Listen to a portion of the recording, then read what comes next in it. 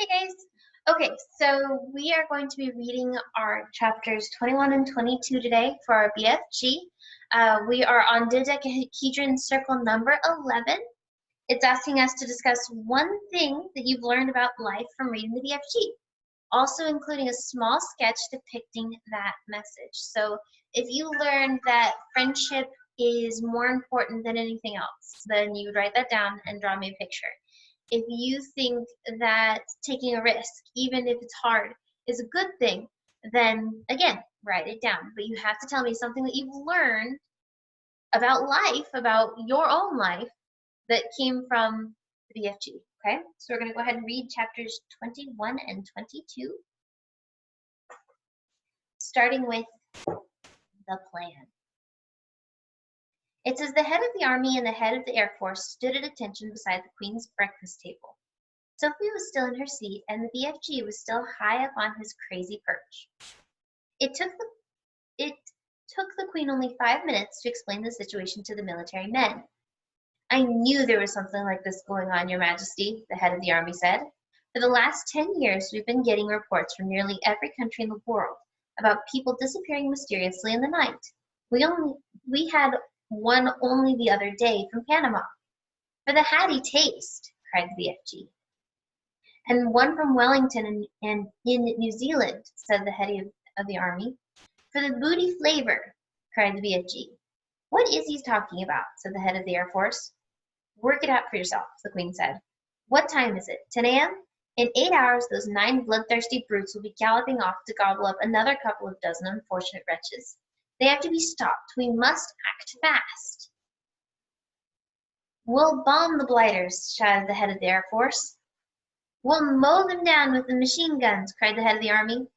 "I do not approve of murder," the Queen said. "But they are murderers themselves," cried the head of the army. "And if is no reason why we should follow their example," the Queen said. "Two wrongs don't make a right." "And two rights don't make a left," cried the BFG. "We must bring them back alive," the Queen said. "How?" the two military men said together. "They are all 50 feet high. They'd knock us down like ninepins." "Wait," cried the BFG. "Hold your horseflies. Keep your skirts on. I think I was the answer to the maiden's hair." "Huh?" "Let him speak," the Queen said. "Every afternoon," the BFG said, "all these giants is in the land of Noddy." "I understand a word is this feller says," the head of the army snapped. "Why doesn't he speak clearly?" "He means the land of Nod," Sophie said. "It's pretty obvious." "Exactly," cried the BFG. "Every afternoon all these 9 giants is lying on the ground, snoozing away in very deep sleep. They is always resting like that before they gallop off to guzzle another helping of human beings." "Go on," they said. "So what?" "So what you soldiers has to do is to creep up to the giants while they're still in the land of nobody, and tie their arms and legs with mighty ropes and wonkling chains." "Brilliant," the Queen said.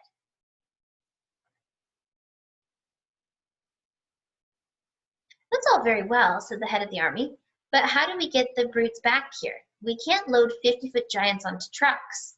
Shoot 'em on the spot, that's what I say." "Not a good idea." The BFG looked down from his lofty perch and said this time to the head of the Air Force, "You is having belly poppers, is you not?" "Is he being rude?" the head of the Air Force said. "He meant helicopters," Sophie told him. "Then why doesn't he say so? Of course we have helicopters." "Whoopsie, big belly poppers," said the BFG. "Very big ones," the head of the Air Force said proudly. "But no helicopter is big enough to get a giant like that inside it." "You do not put him inside," the BFG said. "You sling him under the belly of your bellycopter and carry him like a torpedo." "Like a what?" said the head of the Air Force. "Like a torpedo," Sophie said. "Could you do that, Air Marshal?" the Queen said. "Well, I suppose we could," the head of the Air Force admitted grudgingly. "Then get cracking," the Queen said. "You'll need 9 helicopters, one for each giant." "Where is this place?" the Air Force man said to the BFG. "I presume you can pinpoint it on the map." "Pinpoint?" said the BFG. "Map? I was never hearing these words before. Is this Air Force being talking slubbuncle?" The Air Force Marshal's face turned the color of a ripe plum. purple. He was not used to being told he was talking slush bungle. The Queen, with her usual admirable tact and good sense, came to the rescue. BFG, she said, can you tell us more or less where this giant country is? No, Magister, the BFG said, not on my Nelly. Then we're jiggered, cried the Army General. This is ridiculous, cried the Air Marshal. You must not be giving up so easy, the BFG said calmly. The first hitchy obstacle you meet and you begin shouting you is beswiggled. The Army General was no more used to being insulted than the Air Marshal. His face began to swell with fury, and his cheeks blew out until they looked like two huge ripe tomatoes. Your Majesty, he cried, we are dealing with a lunatic. I want nothing more to do with this ridiculous operation. The Queen, who was used to tantrums of her senior officials, ignored him completely. BFG, she said, would you please tell these rather dim-witted characters exactly what to do? A pleasure, Magister, said the BFG. Now listen to me carefully, you two bogglers. The military men began to twitch, but they stayed put. I is not having the foggiest idea where Giant Country is in the world, the BFG said, but I is always able to gallop there. I is galloping forwards and backwards from Giant Country every night to blow my dreams into little children's bedrooms. I is knowing the way very well, so all you is having to do is this. Put your 9 big bellycopters up in the air and let them follow me as I gallop along. How long will the journey take? The Queen asked. If we is leaving now, the BFG said, we'll be arriving just as the giants is having their afternoon snozzle. Splendid, said the Queen.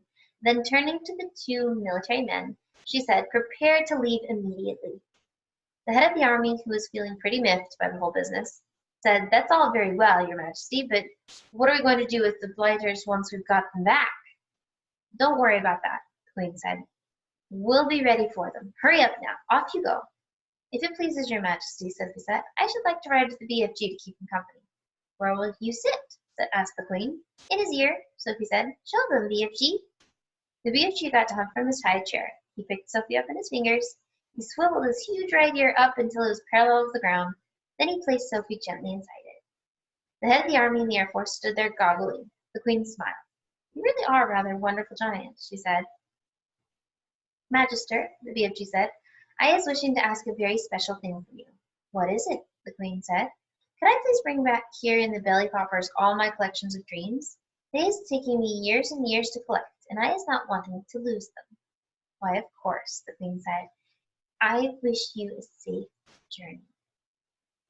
Okay, so they're going to go get those giants. The BFG had made thousands of journeys to and from Giant Country over the years, but he had never in his life made one quite like this. With 9 huge helicopters roaring along just over his head, he had never before traveled into broad daylight either.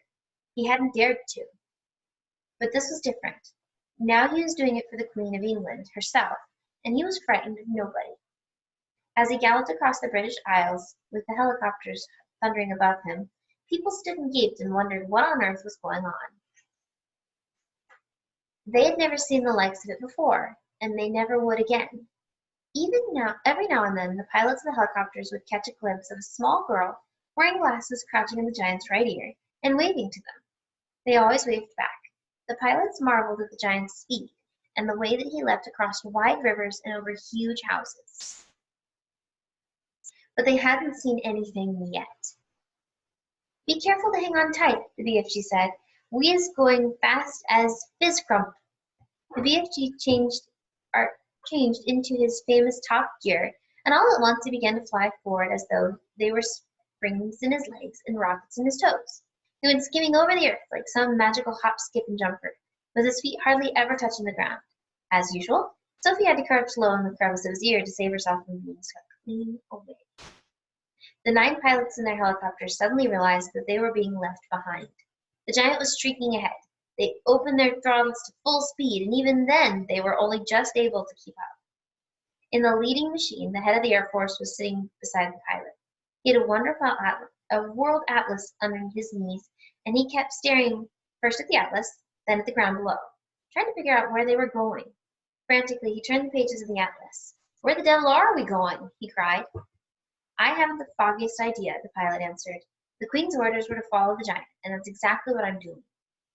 The pilot was a young Air Force officer with a bushy mustache. He was very proud of his mustache. He was also quite fearless, and he loved adventure. He thought this was a super adventure.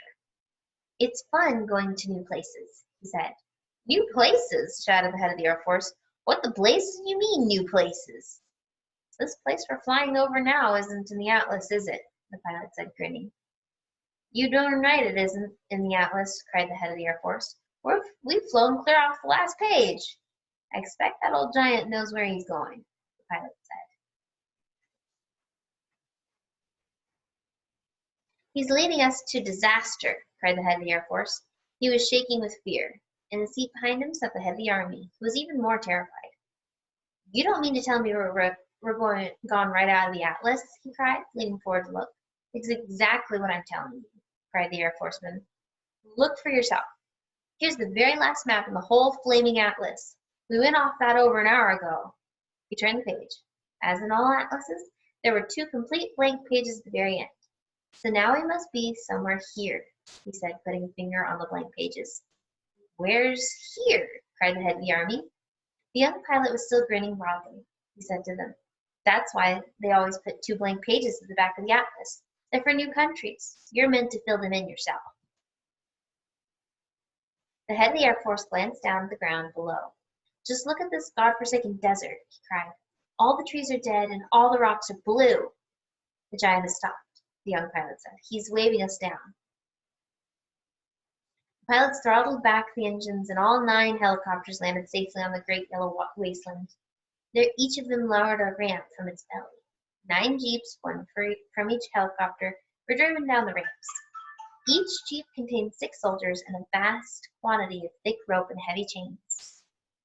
"I don't see any giants," the head of the Army said. "The giants is all out of sight over there," the BFG told him. "But if you's taking these swashbuckling, noisy bellycopters any closer, all the giants is waking up at once, and then pop goes the weasel." "So you want us to proceed by jeep?" the head of the Army said. "Yes," the BFG said. "But you must all be very, very hushy quiet. No roaring of motors, no shouting, no mucking about, no piggery jokery." The BFG, with Sophie still in his ear, trotted forward and the jeeps followed close behind. Suddenly the most dreadful rumbling noise was heard by everybody. The head of the Army went pea-green in the face. "Those are guns," he cried. "There is a battle raging somewhere up ahead of us. Turn back, a lot of you. Let's get out of here."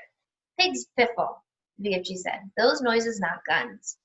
"Of course they're guns," shouted the head of the Army. "I am a military man, and I know the gun when I hear one. Turn back." "Those are just the giants snortling in their sleep," the BFG said.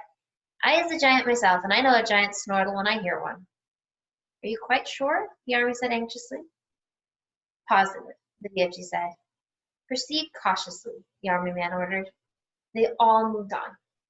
Then they saw them. Even at a distance, they were enough to scare the daylights out of the soldiers. But when they got close and saw what the giants really looked like, they began to sweat with fear. 9 fearsome, ugly, half-naked, 50 feet long brutes lay sprawled over the ground in various grotesque attitudes of sleep. The sound of their snoring was indeed like gunfire in a battle. The BFG raised a hand. The jeeps all stopped. The soldiers got out. "What happens if one of them wakes up?" whispered the head of the Army, his knees knocking together with fear. "If even one of them waking up, he'll be gobbling you down before you can say Nakjif," the BFG answered, grinning hugely. "Me is the only one that won't be gobbled up because giants is never eating giants. Me and Sophie is the only safe ones because I is hiding here if that happens." The head of the Army took several paces to the rear. So did the head of the Air Force. They climbed rather quickly back into their jeep, ready to make a fast getaway if necessary. "Go forward, men," the head of the Army said. "Go forward and do your duty bravely." The soldiers crept forward with their ropes and chains. All of them were trembling mightily. None dared speak a word. The BFG with Sophie, now sitting on the palm of his hand, stood nearby watching the operation. To give the soldiers their due, they were extremely courageous. There were 6 well-trained, efficient men working on each giant, and with 10 minutes, 8 out of the 9 giants had been trussed up like chickens, and were still snoring contentedly. The 9th, who had happened to be the fleshlight leader, was causing trouble for the soldiers because he was lying with his right arm tucked underneath his enormous body. It was impossible to tie his wrists and arms together without first getting that arm out from underneath him. Very, very cautiously, the 6 soldiers who were working on the flesh on Peter began to pull at the huge arm, trying to release it. The flesh on Peter opened his tiny, piggy black eyes. "Which of you flopsuckin' is swiggling my arm?" he bellowed. "Is that you, you rotten man-hugger?" Suddenly he saw the soldiers. In a flash, he was sitting up. He looked around. He saw more soldiers. With a roar, he leapt to his feet. The soldiers, petrified with fear, froze where they were. They had no weapons with them. The head of the army put his jeep into reverse. "Human beings!" the flesh lump Peter yelled. "What is all of you flump-rotten half-baked beans doing in our country?" He made a grab at a soldier and swept him up into his hand. "I is having early suppers today," shouted the holding the poor squirming soldier at arm's length and roaring with laughter. Sophie, standing up on the palm of the BFG's hand, was watching horror-struck. "Do something," she cried. "Quick, before he eats him!" "Put that human being down," the BFG shouted. Fleshlamp Peter turned and stared at the BFG. "What is you doing here with all these grotty twiglets?" he bellowed. "You is making me very suspicious." The BFG made a rushing at the Fleshlamp Peter, but the colossal 50-foot-high giant simply knocked him over with a flick of his free arm. At the same time, Sophie fell off the BFG's palm onto the ground. Her mind was racing. She must do something. She must! She must!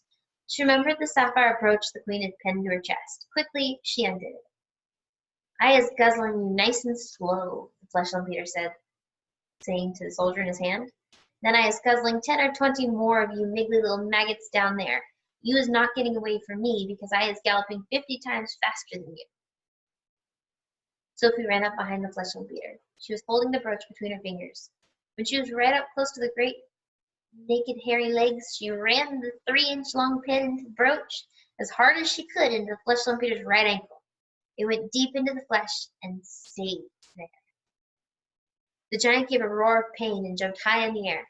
He dropped the soldier and made a grab for his ankle. The BFG, knowing what a coward the Fleshlamp Peter was, saw his chance.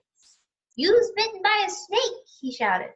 "I have seen it biting you. It is a frightsome, poisonous viper. It was deadly, dangerous, fence-screen viper." "Save our souls!" bellowed the Fleshlamp Peter. "Sound the crumpets! I is bitten by a septious, venomous, fence-screen viper." He flopped on the ground and sat there, howling his head off and clutching his ankle with both hands. His fingers felt the brooch. "The teeth of the deadly viper are still sticking into me," he yelled. "I is feeling the teeth sticking into my ankle." The BFG saw his second chance. "We must be getting those viper's teeth out at once," he cried. "Otherwise you is deader than duck soup. I is helping you." The BFG knelt down beside the Fleshlamp Peter. "You must grab your ankle very tight with both hands," he ordered. "That will stop the poisonous juices from the venomous viper going up your leg and into your heart." The Fleshlamp Peter grabbed his ankle with both hands. "Now close your eyes and grit your teeth and look up to heaven and say your prayers while I was taking the teeth out of the venomous viper," the BFG said. The terrified Fleshlamp Peter did exactly as he was told. The BFG signaled for some rope. A soldier rushed it over to him. With both the Fleshlamp Peter's hands gripping his ankle, it was a simple matter of the BFG to tie the ankles and hands together in a tight knot. "I is pulling out the frightsome viper's teeth," the BFG said as he pulled the knot tight. "Do it quickly," shouted the Fleshlamp Peter, "before I is pizzled to death." "There we is," said the BFG, standing up. "You can look now." When the Fleshlamp Peter saw that he was trussed up like a turkey, he gave a yell so loud that the heavens trembled. He rolled and he wiggled and he fought and he figgled, he squirmed and he squiggled, but there was not a thing he could do. "Well done you," Sophie cried. "Well done you," said the BFG, smiling down at the little girl. "You are saving all of our lives." "Will you please get that brooch back from me?" Sophie said. "It belongs to the queen." The BFG pulled the beautiful brooch out of the Fleshlamp Peter's ankle. The Fleshlamp Peter howled. The BFG wiped the pin and handed it back to Sophie. Curiously, not one of the other 8 snoring giants had woken up during this schmoggle. "When you is only sleeping 1 or 2 hours a day, you is sleeping extra doubly deep," the BFG explained. The heads of the Army and the Air Force drove forward once again in their jeep. "Her Majesty will be very pleased with me," the head of the Army said. "I shall probably get a medal." What's the next move? Now he was all driving over to my cave to load up my bottles of dreams, the BFG said. We can't waste time with that rubbish, the general said. It is the Queen's order, Sophie said. She was now back on the BFG's hand. So the 9 jeeps drove across the BFG's cave, and the great dream loading operation began. There were $50,000 in all to be loaded up, more than 5,000 to each jeep, and it took over an hour to finish the job. While the soldiers were loading the dreams, the BFG and Sophie disappeared over the mountains on a mysterious errand. When they came back, the BFG had a sack the size of a small house slung over his shoulder. What have you got in there? The head of the army demanded to know. Curiosity is killing the cat, the BFG said, and he turned away from the silly man. When he was sure that his precious dreams had been safely loaded onto the jeeps, the BFG said, now he is driving back to the belly poppers and picking up the frightsome giants. The jeep drove back to the helicopters. The 50,000 dreams were carried carefully, jar by jar, onto the helicopters. The soldiers climbed back on board, but the BFG and Sophie stayed on the ground. Then they all returned to where the 9 giants were lying. It was a fine sight to see them, these great air machines hovering over the trussed-up giants. It was an even finer sight to see the giants being woken up by the terrific thundering of the engines overhead. And the finest sight of all was to observe those 9 hideous brutes squirming and twisting about on the ground, like a mass of mighty snakes as they tried to free themselves from the ropes and chains. I is flesh bungled, roared the flesh lumpeter. I is spits wiggled, yelled the child chewer. I is swung swallowed, bellowed the bone cruncher. I is goose gruggled, hollowed the man hugger. I is guzz squizzled, shouted the meat dripper. I is fluck guggled, screamed the maid masher. I is slop gargled, squawked the giz gulper. I is crod squiggled, yowled the blood bottler. And I is bop smuggered, screeched the butcher boy. The 9 giants carrying helicopters each chose a separate giant and hovered directly over him. Very strong steel hoisters with hooks on the ends of them were lowered from the front and rear of each helicopter. The BFG quickly secured the hooks up to the giant's chains, one hook near the legs and the other near the arms. Then very slowly, the giants were witched up into the air, parallel to the ground. The giants roared and bellowed, but there was nothing they could do. The BFG, with Sophie once more resting comfortably in his ear, set off at a top gallop for England. The helicopters all banked around and followed after him. It was an amazing spectacle, those 9 helicopters winging through the sky, each with a trussed-up 50-foot giant slung underneath it. The giants themselves must have found it an interesting experience. They never stopped bellowing, but their howls were drowned by the noise of the engines. When it began to get dark, the helicopters switched on powerful searchlights and trained them on the galloping giant so as to keep him in sight. They flew right through the night and arrived in England just as dawn was breaking. Ooh, we'll have to see what happens with them. Feeding time. While the giants were being captured, a tremendous bustle and hustle was going on back home in England. Every earth digger and mechanical contrivance in the country had been mobilized to dig a colossal hole in which the 9 giants were to be permanently imprisoned. 10,000 men and 10,000 machines worked ceaselessly through the night under powerful arc lights, and the massive task was completed only just in time. The hole itself was about twice the size of a football field and 500 feet deep. The walls were perpendicular, and engines had calculated that there was no way a giant could escape once he was put in it. Even if all 9 giants were to stand on top of each other's shoulders, the topmost giant would still be some 50 feet from the top of the hole. The 9 giant carrying helicopters hovered over the massive pit. The giants, one by one, were lowered to the floor. But they were still trussed up, and now came the tricky business of releasing them from their bonds. Nobody wanted to go down to do it, because the moment a giant was freed, he was sure to turn on the wretched person who had freed him and gobble him up. As usual, the BFG had the answer. I has told you before, he said, giants is never eating giants. So I is going down, and I shall untie them myself, before you can stay Rack Jobinson. With thousands of fascinated spectators, including the Queen, Peering down into the pit, the BFG was lowered on a rope. One by one, he released the giants. They stood up, stretched their stiffened limbs, and started leaping about in fury. "Why is they putting us down here in the gobble-skulk hole?" shouted the BFG. "Because you is guzzling human beings," the BFG answered. "I has always wanted you not to do it, and you never taken the tickiest bit of notice." "In that case," the flesh on Peter bellowed, "I think we is guzzling you instead." The BFG grabbed the dangling rope and was hoisted out of the pit just in time. The great bulging sack he had brought back with him from the giant country lay at the top of the pit. "What's in there?" the Queen asked him. The BFG put an arm into the sack and pulled out a gigantic black and white striped object the size of a man. "Snozcumbers," he cried. "This is the repulsant Snozcumber, Magister, and this is all we is going to give these disgusting giants from now on." "May I taste it?" the Queen asked. "Don't, Magister, don't," cried the BFG. "It is tasting of trog filth and pig squibble." With that, he tossed the Snozcumber down the giants below. "There's your supper," he shouted. Have a munch on that." He fished out more Snozcumbers from the sack and threw them down into the pit. The giants below howled and cursed. The BFG laughed. "It serves them right and left and center," he said. "What will we feed them on when the Snozcumbers are all used up?" the Queen asked him. "They is never being used up, Magister," the BFG answered, smiling. "I is also bringing in this sack a whole buggle of Snozcumber plants, which I is giving, with your permission, to the royal gardener to put in the soil. Then we is having an everlasting supply of this repulsant food to feed these thirsty blood giants on." "What a clever fellow you are," the Queen said. "You are not very well educated, but you are really nobody's fool. I can see that." Okay, so they put the giants in the hole.